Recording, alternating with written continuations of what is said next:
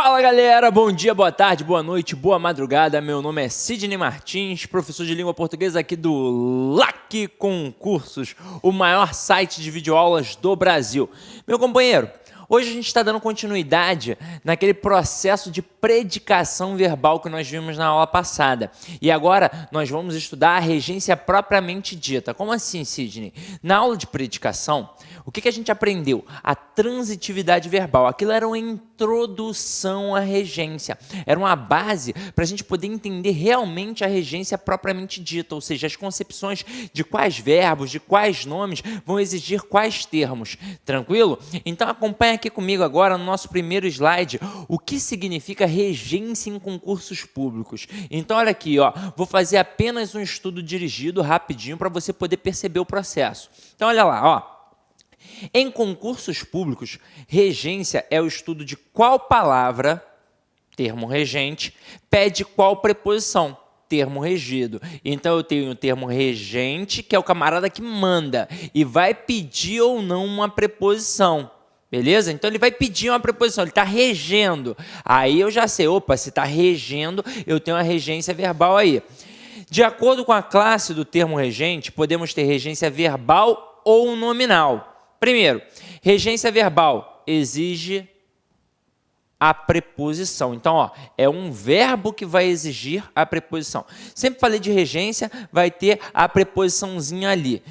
Aí, exemplos. Precisamos diariamente de atenção. Quem precisa, precisa de alguma coisa. Depois, todos acreditavam em um futuro melhor. Nesse contexto, quem acredita, acredita em alguma coisa. Então, já tenho aí, ó, o princípio do processo. Todo mundo está tranquilo, a gente pode passar adiante. Regência nominal agora. Um nome, e aí a gente para e analisa, porque geralmente quando o aluno pensa em nome na língua portuguesa, ele só pensa em substantivo. E isso não é bem verdade. Eu tenho o substantivo, eu tenho o adjetivo e eu tenho o advérbio, que são três instâncias que representam um nome na língua portuguesa. E aí, um destes nomes aqui podem pedir o quê? Uma preposição. Aí eu tenho um caso de regência nominal. Exemplos: tenho medo de fantasmas, mantenha sua fé em Deus, o homem era fiel à sua esposa, agiram contrariamente às ordens, né? As regras não, às ordens, apesar da chuva, a festa foi boa. E aí, turma, se liga só no que eu vou falar agora. Quando eu falo de regência verbal, é óbvio que a gente vai ter um trabalhinho a mais, porque nas provas de concursos públicos, nós bem sabemos que aqueles verbos ali vão nos derrubar, porque no cotidiano nós empregamos aqueles verbos de forma equivocada.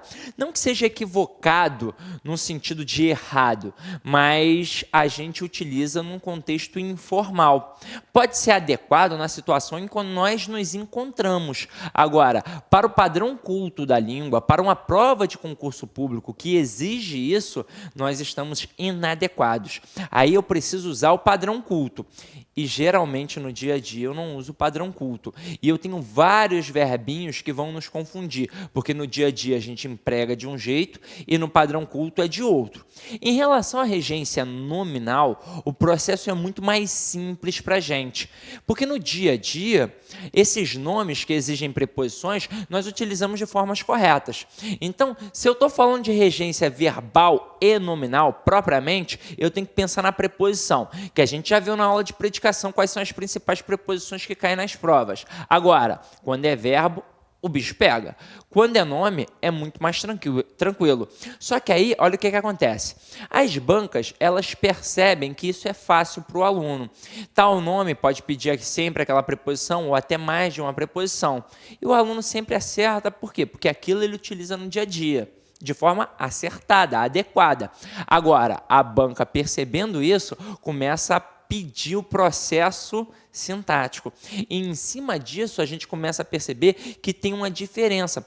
Porque se o nome sempre exige a preposição, é porque é um complemento do nome que eu tenho aí.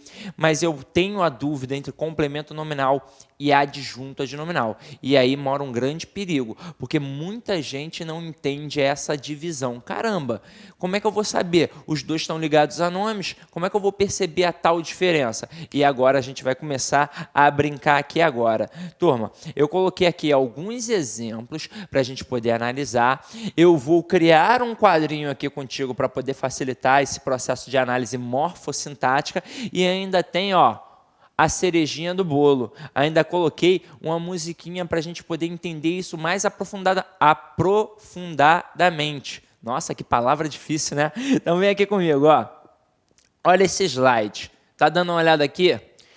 Todas as expressões destacadas em vermelho são os termos que eu vou pedir a análise sintática. Só que antes de eu fazer isso aqui, repara só, todos eles têm preposição. E nem por isso são objetos indiretos. Por quê? Porque todos estão ligados a nomes. Então, turma, se o aluno perceber que a nossa análise não é só sintática, e sim morfossintática, lembra da aula de predicação. Um objeto direto, ele não é objeto direto porque não tem preposição. Ele é objeto direto porque está ligado a um verbo transitivo direto. Um objeto indireto, ele não é objeto indireto porque tem preposição. Ele é um objeto indireto porque está ligado a um verbo transitivo indireto. E aí a gente já começa a desconstruir uma grande dúvida do aluno. Geralmente, os alunos confundem o objeto indireto com o complemento nominal, porque os dois têm sempre preposição. Só que se o aluno perceber a análise morfossintática, ele vai entender que o objeto indireto está ligado a um verbo, e que é transitivo indireto, e que o complemento nominal está ligado a um nome. E aí, ó, meio caminho do percurso já bacana. Vem aqui comigo e entender que quadrinho é esse que eu tanto falo. Vocês já perceberam? Eu vou botar aqui, ó, o quadrinho do complemento nominal versus o adjunto adnominal. Vocês já perceberam que quando a gente fala em nome na língua portuguesa, a gente tem o adjetivo, o advérbio e mais quem? O substantivo. Só que aí eu tenho o substantivo concreto e eu tenho um substantivo abstrato. E eu já preciso entender muito bem a diferença entre esses dois camaradas aqui, ó. Vou botar substantivo abstrato porque nós temos duas situações aqui. Mas de cara, para início da conversa, a gente precisa entender qual é a diferença do substantivo concreto para o substantivo abstrato. Vou te dar alguns exemplos aí e você na sua casa vai ficar pensando. Fada é substantivo concreto ou é abstrato? Gnomo é substantivo concreto ou é abstrato? Mula sem cabeça é substantivo concreto ou é abstrato? Saci pererê é concreto ou é abstrato? Deus é concreto ou é abstrato? Provavelmente em casa, muita gente está pensando, poxa, Sidney, só pode ser abstrato, mas não é. Todos os nomes que eu falei até agora são substantivos concretos. Como assim, Sidney? Eu aprendi na escola que é só aquilo que a gente pode pegar. Não. É aquilo que eu posso pegar, criar e imaginar. Porque dessa forma eu consigo tornar palpável. Eu não consigo desenhar uma fada. Eu não consigo colocar Deus no cinema. Morgan Freeman não era Deus no cinema. E para ser substantivo abstrato, só em duas situações. Ou é um sentimento, ou é um substantivo com força de verbo. Como assim, Sidney? Substantivo com força de verbo. Eu digo, a filmagem da cena ficou perfeita. A palavra filmagem aí é verbo? Não, mas não indica o ato de filmar. Se indica o ato de filmar, é porque tem força de verbo, consequentemente substantivo abstrato. Então já aprendo com isso que não é só o verbo que indica a ação. O substantivo abstrato também pode indicar a ação. E em relação aos sentimentos, todos os sentimentos, amor, ódio, paixão e por aí vai. Então, se é um sentimento, também eu tenho um substantivo abstrato. Aí o aluno vem e indaga. Sidney, eu até entendo isso daí, essa concepção de tornar palpável. Mas, poxa, ainda assim está dependendo de você para poder desenhar, para poder colocar lá o cara no cinema, depende de alguém. Se está dependendo, não tem como ser abstrato. Quer dizer, não tem como ser concreto. Se está dependendo, é abstrato. Aí, presta atenção no negócio. Isso já é o suficiente. Dizer que você pode tornar palpável já é o suficiente para você poder entender por que esse camarada é concreto. Agora, se a gente fosse entrar numa análise textual, por exemplo, para te mostrar por que esse camarada realmente não depende de ninguém para existir, a Sininho do Peter Pan não depende de ninguém. Eu vou trabalhar um negócio chamado verossimilhança. Mas o que é isso, Sidney? Você pode até não ter ouvido falar nessa palavra assim, mas já ouviu falar o que é verossímil ou inverossímil, não é? Deixa eu só beber uma aguinha. Vem aqui comigo. Aí você está pensando em casa, pô, Sidney, o que é verossímil é aquilo que é verdade. O que é inverossímil é aquilo que não é verdade. Não. O que é verossímil é aquilo que é passível de verdade. E aí, quando eu falo de verossimilhança, eu tenho a verossimilhança interna e eu tenho a verossimilhança externa. O que seria a verossimilhança interna e externa? A externa é o que a gente tem aqui no nosso mundo real. E a interna é o que eu posso ter dentro da história. E aí eu vou citar duas situações aqui para a gente poder entender. Imagina então, já que eu citei o Peter Pan aqui, imagina a história do Peter Pan. Imagina Sininho. O que acontecia na história do Peter Pan quando alguém falava que não acreditava em fadas? Uma fada morria, não é? Tá lembrando? Aí a Sininho morreu. O que aconteceu para a Sininho ressuscitar? Isso mesmo, a Sininho ressuscitou. As pessoas ficavam assim, ó, eu acredito em fadas, eu acredito em fadas, eu acredito em fadas. Quando todo mundo estava lá falando que acreditava em fadas e batendo palma, o que aconteceu com a Sininho? A Sininho ressuscitou. Vem comigo. Essa história é passível de acontecer no nosso dito mundo real? Nananina, não. Agora, dentro do gênero textual conto de fadas, isso é aceitável? É, não é? Então, se tem uma verossimilhança interna, é porque a Sininho não depende de ninguém para existir. Por isso que ela é um substantivo concreto. Mas bastava eu entender que era palpável. Agora, vou dar um exemplo em que eu tenho verossimilhança interna e externa. Já que eu comecei, eu finalizo, não é? Poxa, não vou dar uma informação pela metade. Imagina o seguinte, um gênero policial, uma narrativa policial. Eu pego um conto do Rubem Fonseca, o Cidade de Deus, mas não é o filme não, é o conto. Aí nesse Cidade de Deus, como é que funcionava a narrativa? Como é que funcionava a história? Era um casal que eles moravam na Barra da Tijuca, aqui no Rio de Janeiro. E aí, o homem saía de vez em quando. E os vizinhos sempre indagavam, perguntavam à sua esposa por que ele ficava um tempo fora. A esposa dizia que ele estava viajando a negócios. Mas, na verdade, ele era o dono da boca de fumo lá na Cidade de Deus. E então, quando chegava um carregamento de drogas, quando chegava um carregamento de armas, como ele era o chefão, ele ia lá para resolver a situação e depois, quando resolvia, ele voltava para o seu condomínio de luxo. E se passava como um grande empresário carioca. Aí, um belo dia, a esposa falou assim para o marido, meu amor, você seria capaz de matar uma pessoa por mim? A resposta dele, claro, meu amor, eu sou capaz de cortar a mão de um garoto que me enrola na indolação lá da maconha?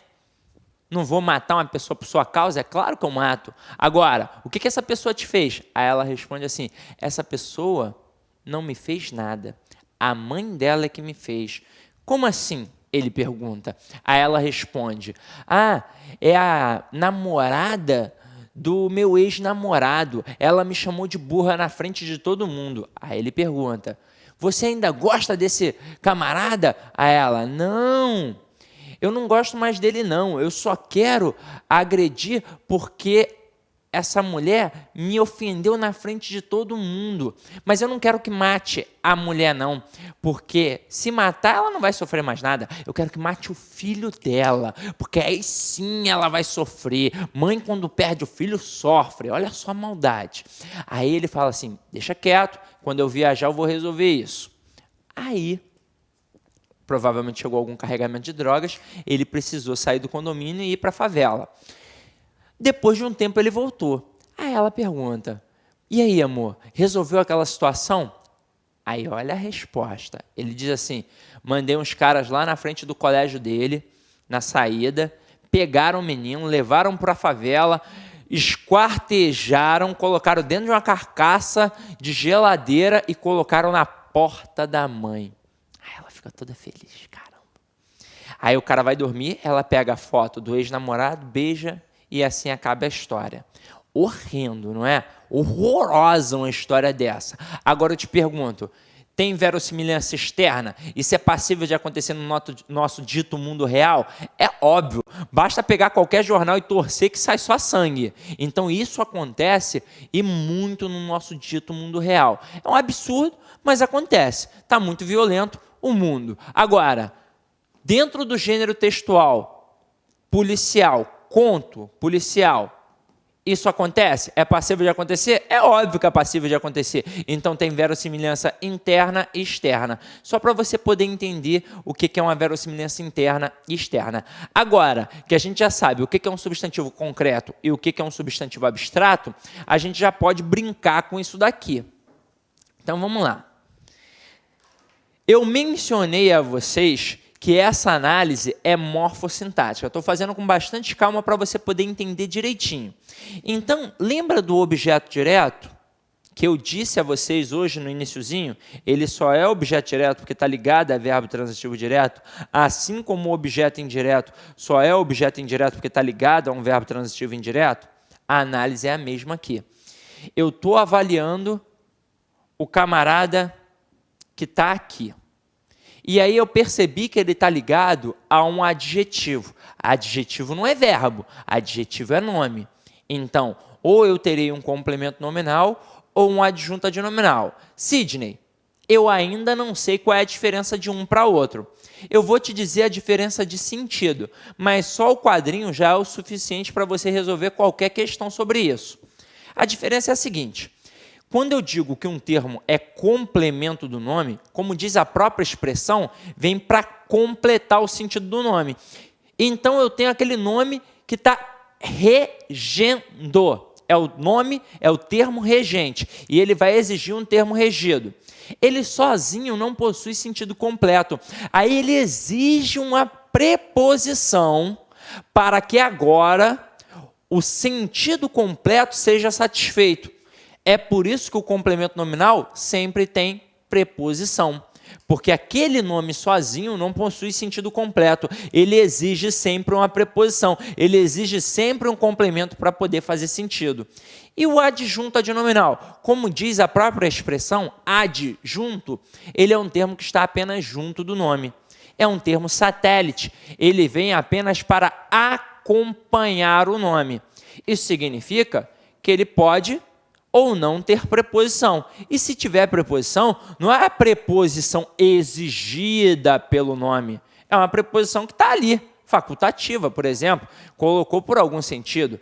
Eu tenho um termo que apenas acompanha o nome. Tranquilo? Aí vamos entender agora o quadrinho que eu tanto falo. Se o termo está ligado a um adjetivo, sem sombra de dúvidas, ele sempre será complemento nominal. Sempre. Aí eu estou avaliando o camarada que está aqui e percebi que ele está ligado a um advérbio. Vai acontecer a mesma coisa. Ele sempre será um complemento nominal. Agora, eu estou avaliando um camarada que está aqui e ele está ligado a um substantivo concreto. A mesma coisa. Se eu já percebi que está ligado a um substantivo concreto, ele sempre será um adjunto adnominal. Então, até o momento, olha o que aconteceu aqui. Eu não tenho dúvida. Não tenho dúvida. A análise foi só morfossintática. Está ligado a adjetivo ou a advérbio? É complemento nominal. Está ligado a substantivo concreto, é adjunto adnominal. Então, turma, estou avaliando um camarada que está aqui e percebi que ele está ligado a um substantivo abstrato. O que eu faço agora? Pô, eu sento e choro? Não, não precisa desse desespero, não. Ele pode ser adjunto adnominal ou complemento nominal. Caramba, ferrou, Sidney. Não. Ele vai ser um adjunto adnominal quando for um termo agente. E ele será um complemento nominal quando for um termo paciente. Como assim, Sidney? Será adjunto adnominal se for agente, ou seja, se aquele camarada ali está praticando aquela ação. E será complemento nominal se o termo for paciente, ou seja, se o camarada estiver sofrendo a ação. Para nossa sorte, e para a sorte de todo mundo que faz concurso público, para chegar aqui e não esquecer como é que funciona, para ser adjunto adnominal, o termo tem que ser agente. Então, A de adjunto adnominal. E para ser complemento nominal, não tem que ser paciente. A palavra paciente tem o C e o N de complemento nominal. Caramba, que macete bobo, mas funciona na hora do desespero. Então, entenderam o quadrinho? Diante disso, olha o que eu vou fazer com vocês. Você já anotou aí em casa? Anotou? Anota que eu vou apagar, hein? Dá um pause aí e anota. Ó, dá um pause. Deu pause? Então, beleza. Deu pause, anotou, eu vou apagar aqui. O quadrinho você já lembra. Eu vou agora colocar uma musiquinha para a gente poder dar uma quebrada nesse ritmo e você entender, ó, tá aqui o slide das questões. Eu vou colocar aqui a musiquinha, que na verdade é exatamente uma expressão do quadrinho. Ou com o quadrinho ou com a musiquinha, você consegue resolver qualquer questão de complemento nominal com a adjunta adnominal. Mas a musiquinha é sempre bacana, porque você vai gravar e nunca mais vai esquecer isso daqui. Afinal de contas, até a música do Faroeste Caboclo, que tem 10 minutos, você gravou. E no dia do concurso, então, isso daqui é um trunfo na sua manga. Com o quadrinho, caiu a questão ali de complemento nominal com adjunta adnominal, caramba, ferrou? Não, coloca o quadrinho, você vai conseguir resolver a questão. Agora, se você cantar a musiquinha na hora para responder a questão, além de você acertar, ainda atrapalha o concorrente que está do lado. Estou brincando, né? Não quero que você atrapalhe ninguém, não. Agora, vem aqui comigo, ó. Você já percebeu que tem o refrãozinho aqui, ó, louvemos ao Senhor. Mas não é nenhuma heresia não, tá? É porque eu fui coordenador de pastoral de grupo jovem e coroinha por 6 anos. Então, eu resolvi fazer uma homenagem aí ao padre Marcelo Rossi, tranquilo? Então, ó, eu vou cantar para você ter isso gravado e nunca mais esquecer na vida, poder cantar para o seu marido, para a sua esposa, para o seu filho, seja, né, quem for. Só que eu canto mal. E como eu canto mal, você vai falar assim, poxa, Sidney, não gostei dessa voz aí, mas eu compenso na coreografia. E aqui é fácil, porque é só um para lá e um para cá. E vocês vão perceber, infelizmente, só dá para vocês me assistirem aí da cintura para cima, mas eu tenho toda uma malemolência, né? Se você estivesse aqui pessoalmente, você iria perceber isso. Agora, vem aqui comigo, para de enrolação e canta logo essa música, Sidney. Olha aí, ó. O ritmo é assim, ó. Do advérbio ou adjetivo, eu respondo na moral. O complemento é nominal. Louvemos ao Senhor. Braço direito! Se for concreto o substantivo, eu respondo sem pensar. Quem acompanha é o A. Louvemos ao Senhor. Braço direito, braço esquerdo. Se o substantivo for abstrato e pelo D estiver ligado, aí tem dúvida. Fiquei bolado. Louvemos ao Senhor. Braço direito, braço esquerdo, perna direita. O adjunto, praticação, e por isso é o agente. E o CN é o paciente. Louvemos ao Senhor. Braço direito, braço esquerdo, perna direita, perna esquerda e balança a cabeça. Sidney, ridículo. Eu sei que é ridículo, mas você nunca mais vai esquecer. E observa, Do advérbio ou adjetivo, eu respondo na moral, complemento nominal, igual quadrinho. Se o substantivo for concreto, eu respondo sem pensar. Quem acompanha é o AA, adjunto adnominal. E se o substantivo for abstrato, fica a dúvida? Mas se o termo for agente, é adjunto adnominal. E se o termo for paciente, é complemento nominal. Então, meu companheiro, essa música, sem sombra de dúvidas, é a tua salvação. Olha aí o slide das questões. Então, a gente vai avaliar agora, sintaticamente, todos esses termos destacados aqui. E para eu poder avaliar sintaticamente, eu sempre faço uma análise morfossintática. Primeiro eu vou ver a quem o camarada está ligado, para aí sim poder classificar sintaticamente. Então, vem aqui comigo, ó. Falou favoravelmente a vocês. O a vocês está ligado a qual palavra? Favorável. Pensa aí. Qual é a classe gramatical da palavra favorável? Caramba, Sidney, não sei. Olha a frase como um todo, ó. Sou, verbo de ligação. Ficou mais fácil? Ficou, Sidney. Eu tenho aí um adjetivo, não é? Eu tenho aqui um adjetivo. Se o termo em questão está ligado a um adjetivo, qual é a classe gramatical?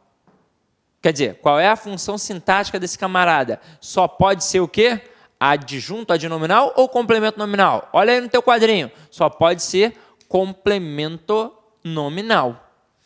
Perceba que isso daqui é regência nominal. Quando eu digo sou favorável a vocês, teria como falar sou favorável vocês? Não. Nesse contexto, quem é favorável a alguém. Então, a palavra favorável exigiu a preposição a. Sozinho não ia funcionar. Isso é regência nominal. Este termo aqui, ó, foi exigido pelo nome. Olha o outro exemplo. Falou favoravelmente a vocês. O a vocês está ligado à palavra favoravelmente. Qual é a classe gramatical de favoravelmente? Sidney, é advérbio. Então, beleza. Eu tenho aqui, ó, um advérbio. Todo termo ligado a advérbio é sempre o quê? É sempre complemento nominal. Bacana. Perceba, mais uma vez, eu tenho regência nominal. Eu não tenho como dizer aqui, ó, falou favoravelmente vocês. Obrigatoriamente, se foi favoravelmente a alguém. Então, mais uma vez, eu tenho a exigência de uma preposição. Isso é regência nominal. Olha o próximo exemplo. A casa do Sidney é em Rocha Miranda. Para você que é de fora do Rio, Rocha Miranda, sem sombra de dúvidas, é o melhor bairro do Rio de Janeiro. Só nome de pedras preciosas as ruas. Rua dos Diamantes, dos Rubis, Praça das Esmeraldas, Rua das Safiras. Coisa linda. Eu moro na Rua dos Diamantes. Eu moro na zona sul de Rocha Miranda. Sensacional. Se um dia você vier ao Rio, pode ir lá me visitar, tá? Então, olha aqui, ó. A casa do Sidney é em Rocha Miranda. Do Sidney está ligada à palavra casa. Qual é a classe gramatical da palavra casa? Ficou fácil, não ficou? É um substantivo concreto. Se está ligado a um substantivo concreto, só pode ser o quê? Adjunto adnominal. Perceba, eu tenho como falar a casa é em Rocha Miranda, não tenho? Se eu tenho como fazer isso, a preposição aqui foi exigida pela palavra casa? Não. Então, é por isso que não é um complemento nominal, por isso que está apenas acompanhando o nome, por isso que é apenas um adjunto adnominal. E olha a dica que eu vou te dar aqui agora. Quando eu olho essa estrutura, tudo isso aqui, ó, é o sujeito, não é o sujeito? E a palavra casa é o núcleo do sujeito, é o substantivo sem preposição. Eu tenho uma letrinha aqui, ó, uma palavrinha aqui que acompanha a palavra casa, que é a letra A. Na verdade, é o artigo A. Então, aqui, morfologicamente, eu tenho um artigo. E sintaticamente, qual vai ser a função desse artigo? É só você parar e analisar. Se o artigo ele sempre acompanha um substantivo? Por exemplo, eu tenho um substantivo sem artigo, mas eu tenho artigo sem substantivo? Não. Então, o artigo ele sempre acompanha o substantivo. Se ele sempre acompanha o substantivo e a função sintática do adjunto adnominal é sempre acompanhar o nome, qual será a função sintática do artigo? Será sempre um adjunto adnominal. Então, o artigo, em qualquer estrutura, em qualquer local em que esteja na sentença, será o quê? Adjunto adnominal. Tranquilo ou não tranquilo? Tranquilo, não é? Então, beleza. O bicho agora vai começar a pegar, hein, turma? A construção do prédio terminou. Do prédio está ligada a palavra construção. Qual é a classe gramatical da palavra construção? Para e pensa. Eu leio, a construção do prédio terminou. Das duas, uma. Ou eu vou tentar resolver interpretando a frase, ou eu vou fazer um macetinho. Como é que eu vou interpretar essa frase, Sidney? Ué, a construção do prédio terminou. Se terminou, é porque tinha algum tipo de ação, não é verdade? Então, já percebo que é um substantivo abstrato. Sidney, eu não tinha percebido assim, não. Aí, o que você faz? Você tampa o termo que está sendo analisado, o termo do prédio. Fala a frase agora, sem o termo. A construção terminou. Tem como você pensar em algo concreto ou em algo abstrato? Eu não falei que a construção estava uma bagunça, eu falei que a construção terminou. Então, se a construção terminou apenas, é algo abstrato. Então, aqui eu tenho um substantivo abstrato. O que eu faço agora? O que eu faço? Eu agora vou analisar o próprio termo. Eu vou ver se é um termo agente ou um termo paciente. Se pratica ou se sofre a ação. Diz para mim, o prédio, ele praticou a ação de construir ou ele sofreu a ação de ser construído? Ele sofreu a ação de ser construído. Então, se ele sofreu, ele é um termo paciente. Se ele é um termo paciente, ele é um complemento nominal. Tranquilo? Olha o próximo. A construção do engenheiro terminou. É o mesmo contexto. Tampei e falei, a construção terminou. Então, a construção aqui funciona como substantivo abstrato. Se funciona como substantivo abstrato, o que eu preciso fazer agora? Eu preciso avaliar o próprio termo. Eu preciso ver se o engenheiro ele é agente ou se ele é paciente. E aí, responde. O engenheiro, ele praticou ou ele sofreu a ação de construir? Ele praticou. Se ele praticou, ele é um termo agente. Se ele é um termo agente, ele é um adjunto adnominal. Show de bola? Então, beleza. Olha a próxima frase. A plantação de milho pegou fogo. De milho está ligada a qual palavra? Plantação. Diz para mim qual é a classe gramatical da palavra plantação. Aí o aluno vai dizer assim, poxa, Sidney, só pode ser substantivo abstrato, né?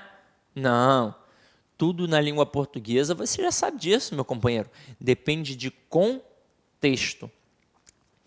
Poxa, Sidney, mas eu estava percebendo que tudo terminado em são é substantivo que indica ação. Não.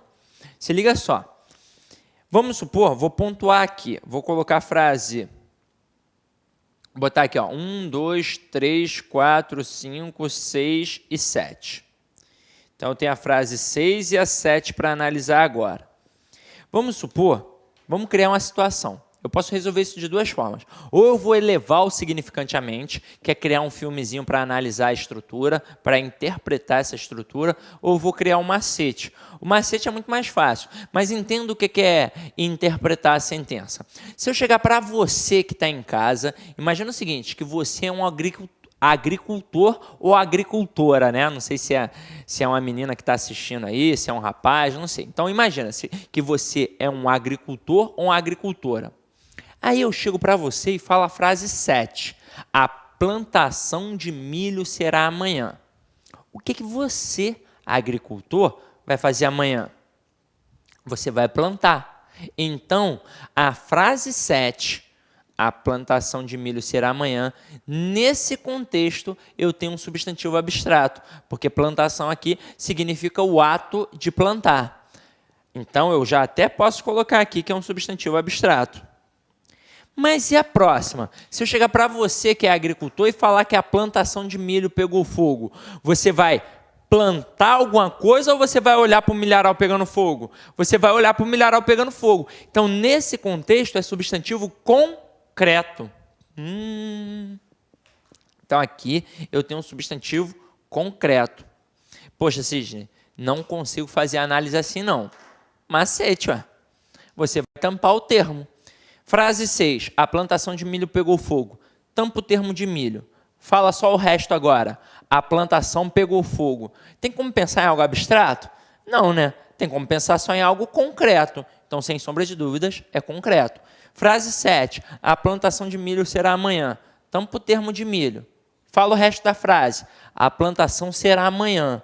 Tem como pensar em algo concreto? Não. Tem só como pensar em algo abstrato, não é? Então, substantivo abstrato. Agora ficou fácil para a gente.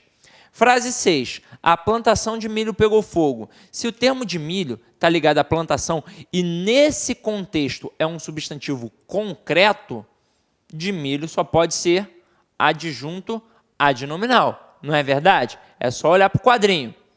E na frase 7. A plantação de milho será amanhã. De milho está ligado à palavra plantação, que nesse contexto é um substantivo o quê? É um substantivo abstrato.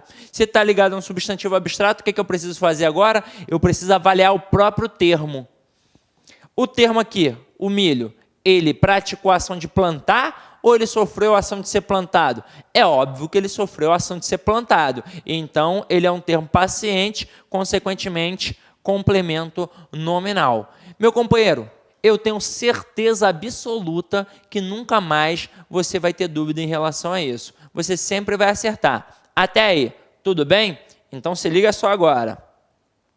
Vamos começar a estudar alguns casinhos específicos para a gente continuar a nossa brincadeira em relação à regência. De vez em quando, o camarada te pergunta se tem uma preposição naquela estrutura. Aí você não enxerga aquela preposição notória, assim, a, ante, até, após, com, contra, de, desde, entre, para, perante, por, sem, sob, trás, né, sobre. Você não enxerga. E aí você acha que não tem. Mas, na verdade, eu posso ter ali algumas combinações ou algumas contrações. Então, se liga só. Qual é a diferença entre contração e combinação? E isso sempre cai em provas de concursos. Vamos entender agora. Ó.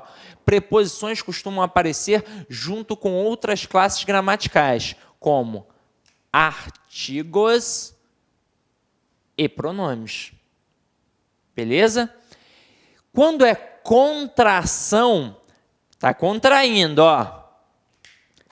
A junção da preposição com a outra palavra acarreta, presta atenção nisso, mudança fonética ou perda fonética. Tranquilo? Acontece mudança ou perda fonética. Se você estivesse, por exemplo, fazendo uma prova do CESP, sem sombra de dúvidas, algo do tipo poderia ter sido cobrado. Camarada, retira uma preposição de uma sentença ou coloca uma preposição de uma sentença e pergunta se vai atribuir prejuízo gramatical ou semântico.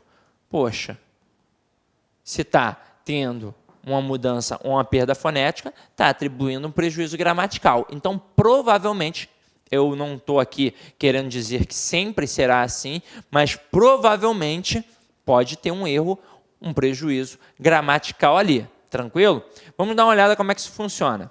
Então, eu coloco aqui, ó, o em mais o e o a vai dar no e na. Confio no rapaz. Quando eu digo confio no rapaz e pergunto ao aluno se tem preposição ali, é óbvio que tem, mas também tem o quê? Também tem artigo. Também tem artigo. Então, na frase, confio no rapaz, olha o artigozinho que eu tenho aqui, ó, o, mais a preposição. Porque o no é a preposição em, mais o artigo o. Então, meu companheiro, aqui eu tenho uma contração. Se o camarada te perguntasse quantas classes gramaticais tem na estrutura, eu teria 1, 2, 3, 4 classes gramaticais. Está entendendo o processo? Aí, olha a próxima. Preposição de mais artigo o e a. Aí eu tenho do e da. Gostei da torta. Quem gosta, gosta de alguma coisa. Então, além da preposição de, eu ainda tenho o artigo a da palavra torta. Então, gostei da torta. Mais uma vez, eu tive uma contração. Contração mais famosa que a gente conhece. A crase, que é a fusão de duas vogais idênticas. No caso aqui, da preposição a, mais o artigo a. Observa como isso daqui não é uma regência? Como é que funciona a crase? O termo anterior, que é o termo regente, tem que exigir a preposição a.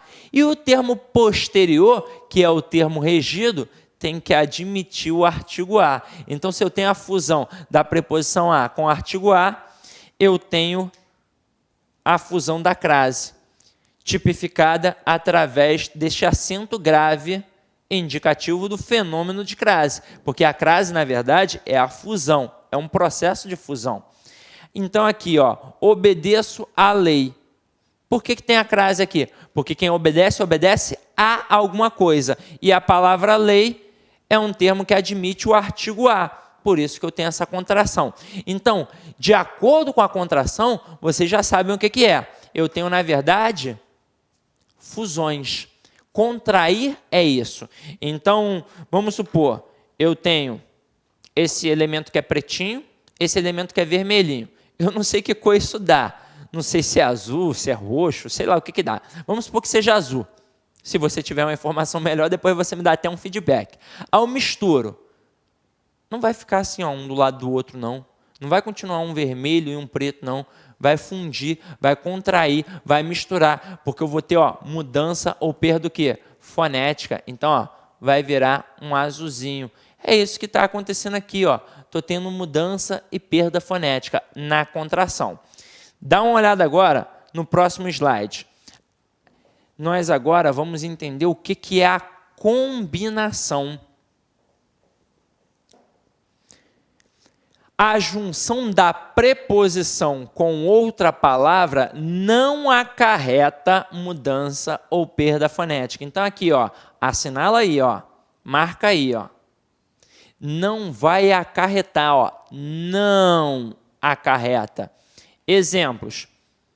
Assistir ao filme. O que eu tenho aqui? Eu tenho a preposição a mais o artigo o, porque o verbo assistir, no sentido de presenciar, daqui a pouco a gente vai dar uma olhada em todas as nuances dele, ele exige a preposição a. Então, quem assiste, assiste a alguma coisa. Aqui, no caso, assistir ao filme.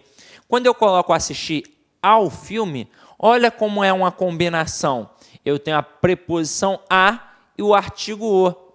Olha aqui a combinação, um do ladinho do outro, e eu continuo enxergando os dois sem modificá-los. Tranquilo? Observação 2. Diante de um sujeito, normalmente oracional, a contração é impossível. Gente, provavelmente vocês já estudaram vozes verbais. E se ainda não estudaram, vão estudar aqui com o titio Sidney. Você sabe que só é possível, se não sabe, vai saber agora, transformar o objeto direto da voz ativa em sujeito na voz passiva. Eu não consigo fazer isso com um objeto indireto. Por que eu não consigo fazer isso? Porque o objeto indireto tem preposição. E eu não posso transformá-lo em um sujeito, porque eu jamais posso ter um sujeito que preposicionado. Isso não é uma invenção dos gramáticos. Isso é um processo natural da língua. Nós, falantes comuns, não fazemos este tipo de contração. Agora, no dia a dia, a gente acaba esquecendo. Então, a língua, como é um processo muito rápido, acaba esquecendo esse sistema e a gente acaba contraindo, a gente acaba preposicionando o sujeito. Quer ver? Eu digo, está na hora de o almoço começar? No dia a dia, como é que eu falo? Eu digo que está na hora do almoço começar. Eu digo que está na hora do almoço e digo que está na hora do almoço começar. Porém, a frase está na hora do almoço está certinha. Mas se eu falasse está na hora do almoço começar, a frase estaria equivocada. Eu teria aqui uma frase em desacordo com a norma gramatical brasileira. Caramba, Sidney, como assim? Sério. Eu tenho aqui, ó, está na hora do almoço, uma oração. Uma. E quando eu digo está na hora do almoço começar, eu tenho o quê? Ó? Eu tenho duas orações. Quando eu digo em relação a começar, o que vai começar? O almoço.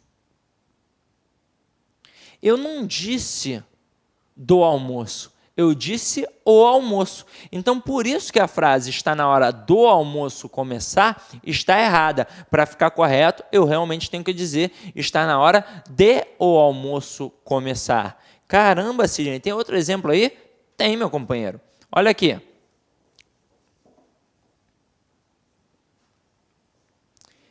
Tenho medo do gorila. Eu tenho uma oração.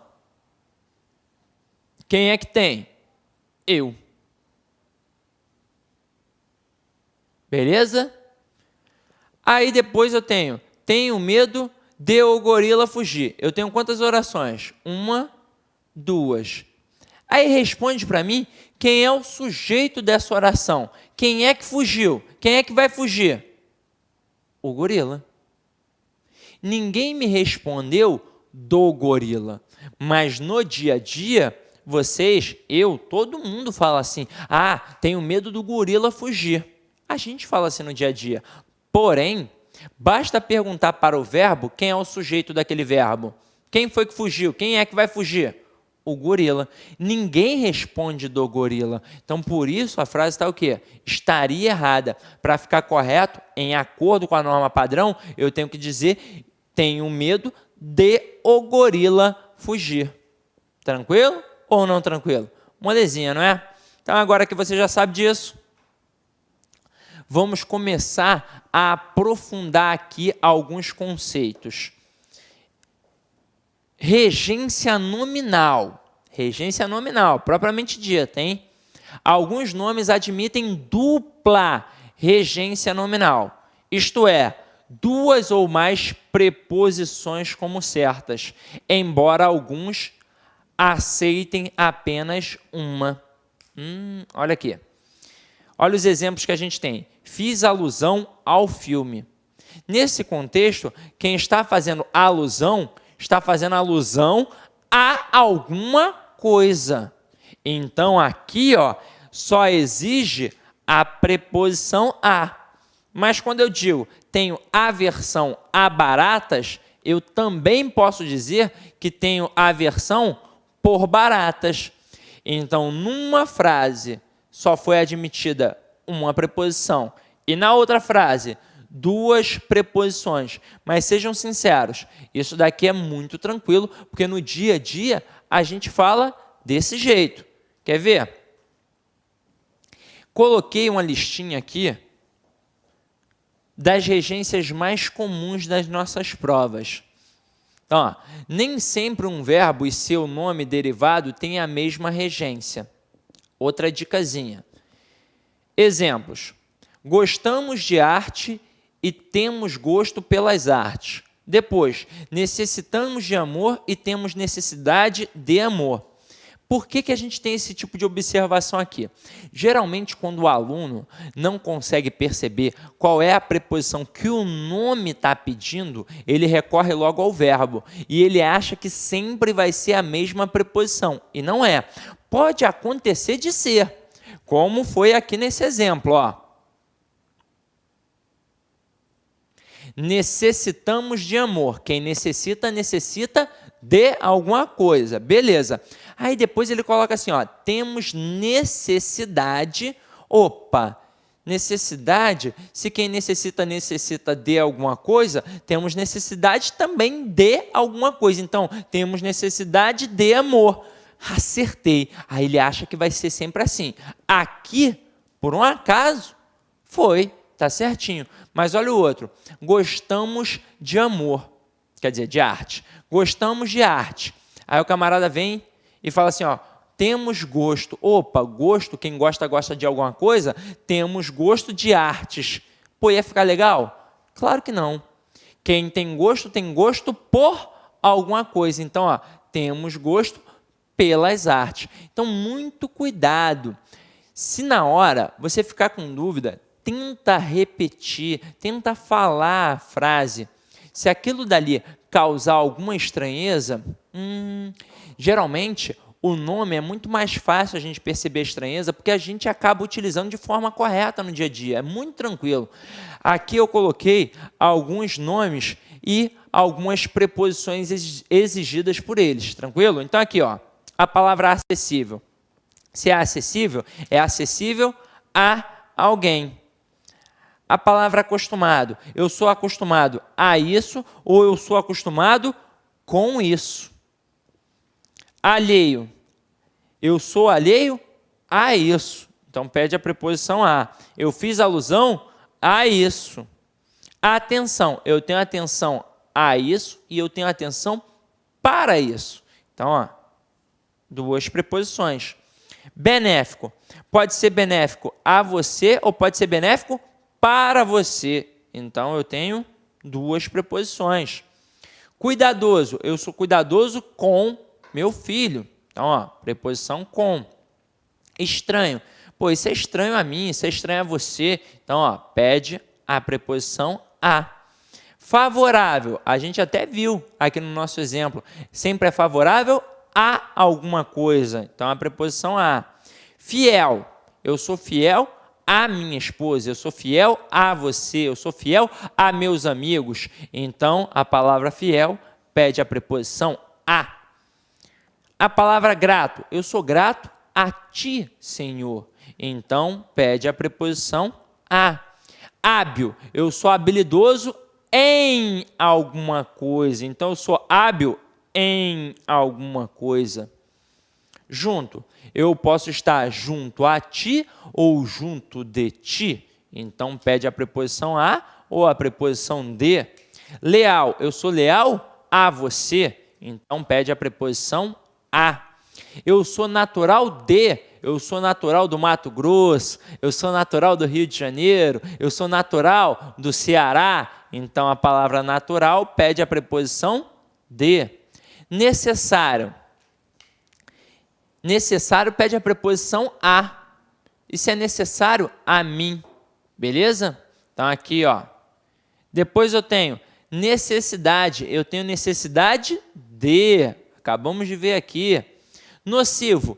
Nocivo à saúde. Beleza? Prejudicial. É prejudicial à saúde. Então, pede a preposição a. Próprio. A palavra próprio é próprio de ou próprio para. Então, dois tipos de preposições. A palavra próximo é próximo àquele lugar, é próximo a mim, é próximo de ti, é próximo do Maranhão. Então, pede a preposição a e a preposição de. Respeito. Eu tenho respeito a você e eu tenho respeito por você. Então, pede dois tipos de preposições. E sensível. Ah, eu sou sensível a isso. Então, pede a preposição a. E simpatia. Eu tenho simpatia por você. Viram como é que simpatia é diferente? Eu simpatizo, verbo, com você. E eu tenho simpatia por você. Viu como é diferente? Então, ó, fica ligado. O que você vai fazer aí? Você vai dar uma massificada nisso daqui. Você já tem esse material, você pode baixar o slide aí, dá sempre uma olhada, grava direitinho, porque é isso. Regência nominal é isso. Para que isso é importante para mim em provas de concurso, Sidney? Vamos lá. O camarada pode perguntar numa questão qual é aquela que está em desacordo com a norma gramatical brasileira, ou qual é aquela que possui um erro de regência verbal ou nominal. Se você souber o tipo de regência que o nome pede, você não erra um tipo de questão assim. Tem que saber também que tipo de regência aquele verbo também vai pedir. E saber isso daqui vai auxiliar pra caramba no processo de crase, porque olha quantos nomes aqui pediram a preposição a. Se todos esses nomes que estão aqui pedem a preposição a, significa que se o termo anterior pedir ou admitir, na verdade, o artigo a, o que eu terei? O fenômeno da crase. Então, por isso que esse processo é importante, tá? Dá uma estudada aí, com calma, e vamos adiante. Agora, turma, a gente chegou no processo de regência verbal para valer. O que nós vamos fazer aqui agora? Nós vamos perceber as diversas nuances que um determinado verbo pode adquirir dependendo dos contextos, dependendo do sentido em que ele está sendo empregado. E você vai perceber que todas as provas de concursos públicos adoram esse tipo de assunto, porque isso daqui, a regência verbal, realmente derruba o candidato no concurso público, porque é o cotidiano que vai te derrubar. No dia a dia você emprega de um jeito e na hora da prova você acaba reproduzindo aquilo que você utiliza no dia a dia. E é por isso que você vai errar. Mas agora você não vai errar mais. Então vem aqui comigo, ó. Alguns verbos admitem regências distintas, ou seja, diferentes, mas nem todos sofrem mudança semântica nessa alteração. Vamos entender isso daqui agora, ó. Atendi o telefonema ou então atendi ao telefonema. Nesse contexto aqui, ó, tanto faz atender o telefonema como atender ao telefonema. Ele pode ser verbo transitivo direto ou verbo transitivo indireto e ainda assim significa a mesma coisa. O que você fez, afinal de contas? Você atendeu o telefone, não é verdade? Então, aqui, ó, não tem diferença. Mas agora, olha embaixo. O verbo precisar, ele, na maioria das vezes, pede a preposição de. Mas nem sempre, nem em todos os casos ele vai pedir, né? Eu dei uma travada aqui, mas é porque eu já imaginei aqui como é que ia funcionar a cabeça do aluno. Imagina só uma prova do CESP e o camarada faz a seguinte afirmativa: o verbo precisar sempre pede a preposição de. Quem precisa, precisa de alguma coisa. Aí pede para você julgar se está certo ou está errado. Poxa, 90% dos candidatos iam assinalar que está certo. E não está certo não, porque pode ter situação em que ele não vai pedir a preposição, só que aí vai significar uma coisa diferente, é claro. Então vem aqui comigo, ó. Eu posso dizer que precisei o relógio ou então que precisei do relógio. Quando eu digo que precisei o relógio, é verbo transitivo direto, mas nesse sentido aqui é o sentido de ajustar.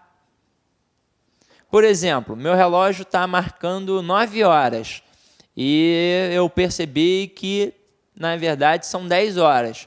Eu preciso ajustar, não preciso? Eu preciso precisar aquela hora. Eu preciso colocar na hora certa. Aí, ó, precisei o relógio, ou seja, ajustei o relógio, coloquei na hora certa. E quando eu digo que precisei do relógio, aqui é questão de necessidade.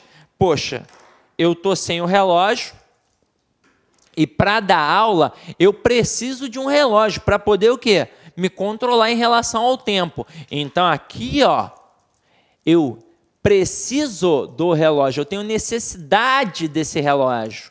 Então aqui, ó, é no sentido de necessitar. Então funciona como verbo transitivo indireto, regido pela preposição de. E vai pedir, é óbvio, um objeto indireto, assim como aqui pediu um objeto direto. Até aí, tudo tranquilo, não é verdade? Então, analise isso daqui com calma, que agora a gente vai partir para os verbos, para os principais verbos de concursos, e nós vamos entender agora direitinho como é que a banda toca, tranquilo? Então, vamos lá. Então, turma, veja aqui, principais verbos não são todos os verbos da língua portuguesa, até mesmo porque nós temos, se você for procurar aí uma informação bem precisa, nós temos mais de 11 mil verbos na língua portuguesa. Nem o Bechara sabe todos esses verbos. Eu teria que passar uma vida inteira vivendo só para a pesquisa de verbos para poder saber quais são todos os verbos. E ainda assim era capaz de eu não saber. Então se liga só. Aqui eu vou colocar os principais verbos de concursos públicos e as suas possíveis nuances. Então, se você estudar isso daqui, sem sombra de dúvidas, você já tem um embasamento teórico suficiente para resolver qualquer prova de concurso público, independentemente de banca. Pode ser FCC, Sesgran Rio, ESAF, CESP, FUNRIO, FUNESP, NCE, tanto faz. Então, aqui agora, a gente vai destruir, tranquilo? Então, vamos lá, Primeiro verbinho que a gente tem aqui é o verbo agradar. Aí se liga o que eu fiz aqui contigo. Eu botei o sentido, botei a classificação que esse verbo vai possuir, se ele é verbo transitivo direto, se ele é verbo intransitivo, se ele é verbo de ligação, esse tipo de coisa, e eu coloquei o exemplo. O que eu estou fazendo com isso agora? Eu poderia simplesmente colocar uma frase e deixar uma lacuna para a gente preencher. Seria um processo didático bacana também. Mas como eu sei que você, depois de um tempo, já não tem mais acesso ao vídeo, agora, acesso ao material, você vai ter para toda a vida. Porque você vai baixar aí esse slide e vai ficar com esse material no teu computador. Então, para isso, com essa preocupação, o que eu fiz? Eu coloquei já tudo no slide. É claro que vendo a aula aqui vai ser muito melhor do que só lendo o slide. Mas, sem sombra de dúvidas, apenas com o slide aí na tua casa, você já vai ter um embasamento teórico bacana para poder estudar. Tranquilo? Então, vem aqui comigo. O verbo agradar, ele pode ser verbo transitivo direto se ele tiver no sentido de acariciar. Olha o exemplo, não é bom agradar demais as crianças.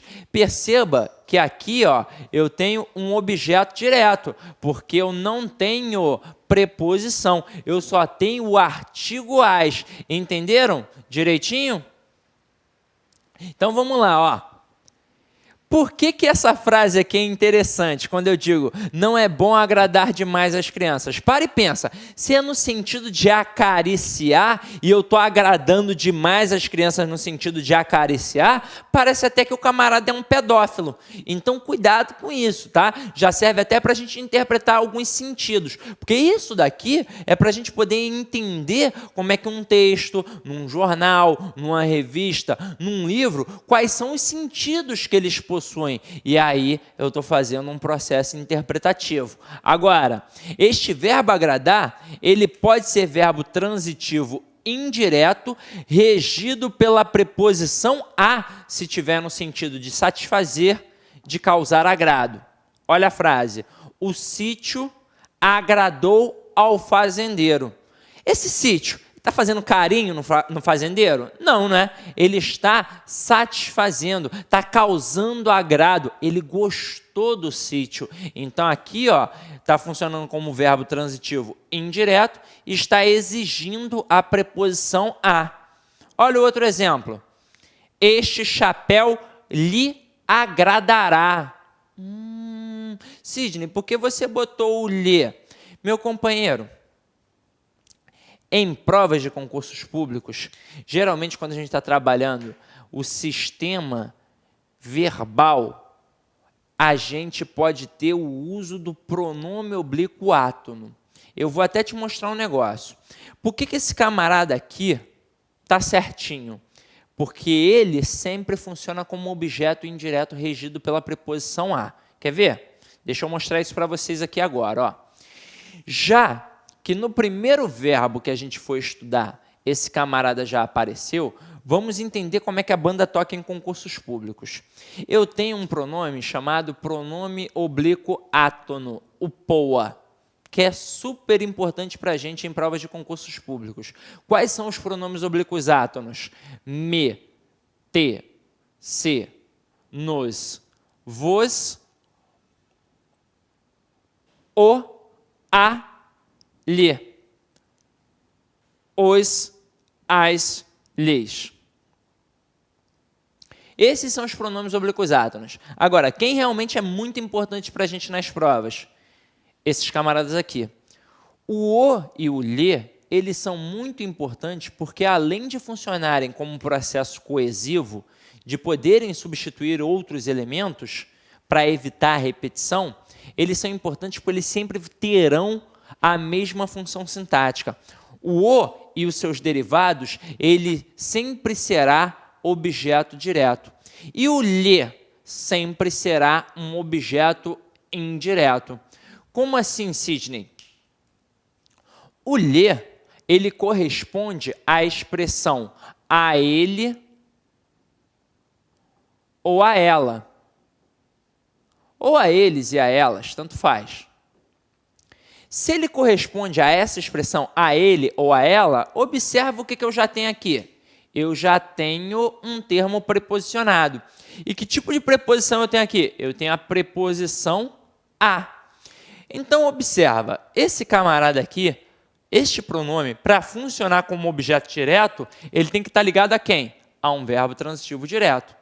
E o lhe, para ser um objeto indireto, tem que estar ligado a um verbo transitivo indireto. E é só isso? Não. Além de estar ligado a um verbo transitivo indireto, tem que ser regido pela preposição a. Pela preposição a ou pela preposição para. Mas em 99% dos casos vem mesmo com a preposição a. Agora, tem que ser uma das duas, ou a ou para. Isso significa que se eu colocar gosto-lhe, a frase está certa? Não, porque quem gosta, gosta de alguma coisa. Então aqui está agramatical, ou seja, errada de acordo com a norma gramatical brasileira. Então, o lhe é muito fácil. O bicho pega é no o, porque eu tenho o o e os seus derivados, que são o lo e o no. Eu vou mostrar para vocês num processo muito rápido, porque será necessário para a hora dos exercícios. Então, já vou te mostrar aqui direitinho como é que esse o e os seus derivados funcionam. Então, se liga só. Deixa eu apagar aqui e eu vou colocar.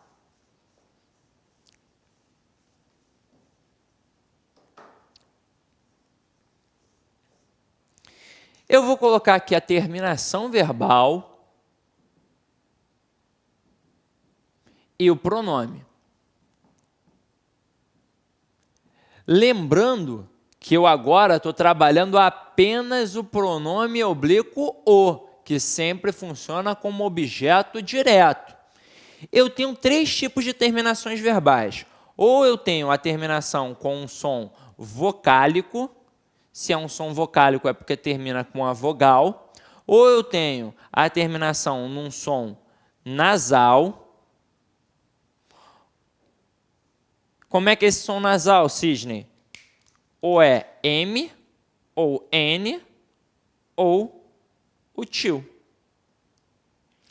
Ou o verbo termina com as letras R, S ou Z. Das três, uma. Ou é um som vocálico, um tipo de vogal, ou é um som nasal, M, N ou tio, ou termina com as letras R, S e Z. E agora, como é que eu vou colocar aquele pronome ali,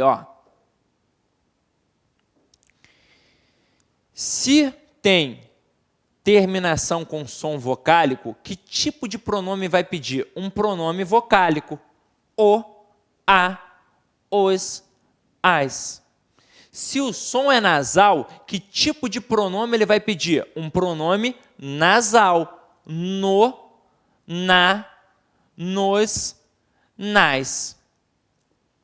Se a palavra termina com R, S, Z, aí eu vou ter um trabalhinho a mais. Eu vou cortar a terminação e vou acrescentar um L. Então vai ficar lo, lá, los, las. Até aí, tudo bem? Dá uma anotada no quadrinho, dá um pause aí, anota, e agora eu vou colocar aqui alguns exemplos para vocês entenderem para que isso serve. Beleza? Então, deixa eu colocar aqui agora.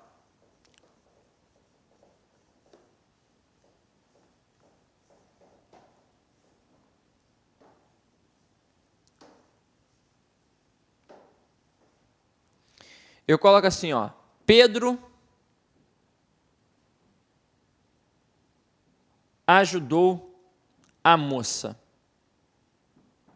Nesse contexto, quem ajuda, ajuda alguém, tá? Eu poderia ter colocado que Pedro ajudou o rapaz. Então, eu sei que aqui eu tenho um verbo transitivo direto e a moça funciona como objeto direto. Na prova, o camarada poderia simplesmente pedir para você substituir aquilo dali por um pronome oblíquo equivalente. No texto, para que a gente acaba utilizando isso? Para evitar repetição.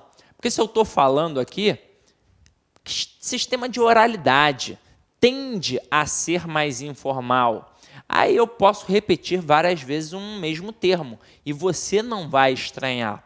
Agora, se eu estou escrevendo e repito várias vezes o mesmo termo, o que eu estou indicando? Pobreza de vocabulário. E eu não posso indicar pobreza de vocabulário no texto. É para isso que serve o pronome, para coesão textual, para evitar essas repetições. Aí, vamos ver como é que o negócio funciona agora. Se eu vou substituir isso daqui por um pronome oblíquo equivalente, se é moça, é substantivo feminino no singular. Então, o substituto equivalente é o pronome oblíquo a. Mas antes de eu colocar o a, eu tenho que olhar para a terminação do verbo. Terminou com a letra U. Se terminou através da letra U, é porque é uma vogal, é um som vocálico. Então, eu posso colocar Pedro ajudou a. É óbvio que esse a funciona como objeto direto. Aí você em casa deve estar se perguntando assim, ué, Sidney, não era para colocar Pedro a ajudou? Tanto faz. No processo de colocação pronominal, que depois a gente até vai ver com mais calma, quando eu tenho um sujeito explícito, o processo de colocação pronominal é facultativo. Então, aqui no caso, eu poderia ter uma próclise, Pedro a ajudou, ou uma ênclise, Pedro ajudou-a. Tanto faz. Sujeito explícito, processo de colocação pronominal é facultativo. Vamos ver mais um exemplo. Eu coloco assim, ó, ajudaram a moça. Mais uma vez, quem ajuda, ajuda alguém. Então, eu tenho um verbo transitivo direto e eu tenho a moça como objeto direto. Se eu for substituir por um pronome oblíquo equivalente, é óbvio que será o a, porque é um substantivo feminino singular. Só que o verbo terminou com a letra M e é um som nasal. Então, vai pedir um pronome nasal, ou seja, o na. Então, vai ficar ajudaram na. Tranquilo até aí? Olha o próximo exemplo. Pedro fez o dever. Nesse contexto, quem faz alguma coisa. Então, eu tenho um verbo transitivo direto e o dever, objeto direto. Se eu for substituir, eu boto Pedro. É óbvio que eu poderia colocar Pedro o fez, porque o processo de colocação pronominal aqui é facultativo. Mas deixa eu colocar aqui depois para você entender muito bem. Ó, Pedro fe-lo. Por quê? Porque se termina em R, S ou Z, eu corto a terminação e acrescento L. E observe isso daqui agora que vai te auxiliar em provas. O pronome, nesse caso aqui, ele não entra no processo de acentuação. Ele não vai servir como uma oxítona, por exemplo. Vai ser oxítona, é a última sílaba. Não, ele não entra nisso. Então, se ele não entra, só o resto da palavra é que vai contar. Então, o fe ficou acentuado porque é um monossílabo tônico terminado em E. Tranquilo? Então, beleza. Então, esse respaldo a gente já tem. Já que eu falei do O por completo, eu vou falar do Lê rapidinho também, para a gente ter o embasamento. Então, eu vou apagar e vou falar do Lê. Afinal de contas, se a gente começa com uma informação, a gente deve terminá-la.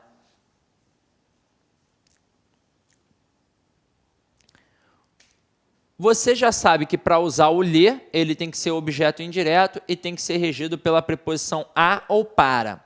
Olá, meus amigos, minhas amigas. Gostou da aula do professor Sidney Martins? Quer continuar assistindo essa videoaula e muito mais? Então convido você a acessar o nosso site, o lacconcurso.com.br, e se matricular no nosso curso Português Total. O curso Português Total é um curso diferenciado porque em um único curso nós conseguimos unificar várias disciplinas. Por exemplo, gramática, interpretação de textos, redação e muito mais. Ou seja, todas as aulas do professor Sidney Martins, além disso, as outras aulas de língua portuguesa dos demais professores do site lá Concursos. Sabe quanto custa? Você não vai nem acreditar. O melhor custo-benefício da internet, apenas R$ 75,00, por um período de acesso 75 dias, R$ 1 por dia. Pode ter absoluta certeza que você não vai se arrepender, que aqui no Lá Concursos é o melhor custo-benefício da internet. Tá certo, meus amigos? Então convido você a se matricular em um dos nossos cursos do Lá Concursos. Forte abraço, fique com Deus. Tchau, tchau.